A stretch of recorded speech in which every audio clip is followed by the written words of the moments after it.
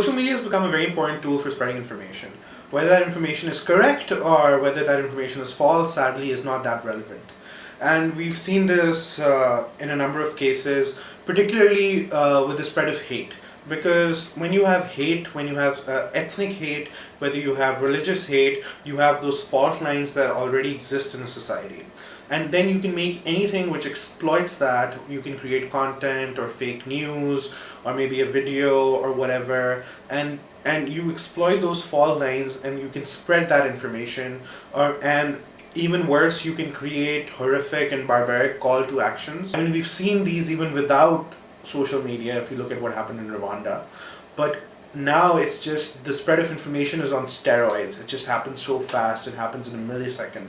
And I think that's where violence can erupt really, really, really quickly with regards to social media. What happened in Myanmar, you had a lot of fake content being created, fake pages being created, a lot of incitements to violence on social media, on Facebook. You had these Facebook pages which some alleged were created by the government itself, and you had people who had already had these fault lines, this already ethnic religious hate that existed, and we see this time and again where all it takes is one action against the perceived order of things, and then the spread of that information to enable other people to follow through and for other people to start doing the same. And I think the Myanmar case is a prime example of this. The advent of social media is what we call disruption. We have those throughout history. When some new technology is created, it disrupts the way things happen. It disrupts the way that we do things and we communicate, whether it was the creation of the cell phone or whether it was television.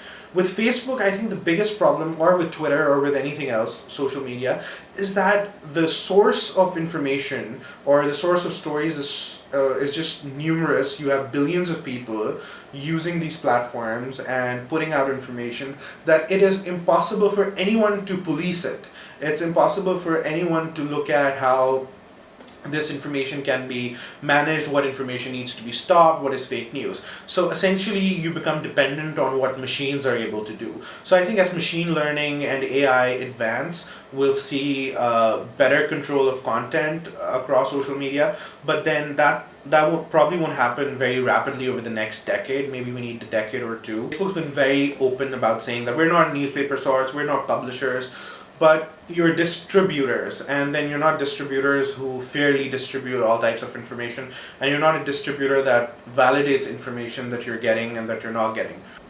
You see political events happening primarily based on hatred and ethnic hate and religious hate, whether that's the election of Donald Trump, whether that's Britain choosing to leave the EU because they didn't want migrant workers taking away their jobs, and that narrative. You see the rise of the far right in many countries in the world right now, and social media is partly responsible for that because it's taken away the veil of political correctness, and they're talking behind a profile. They have that layer of protection.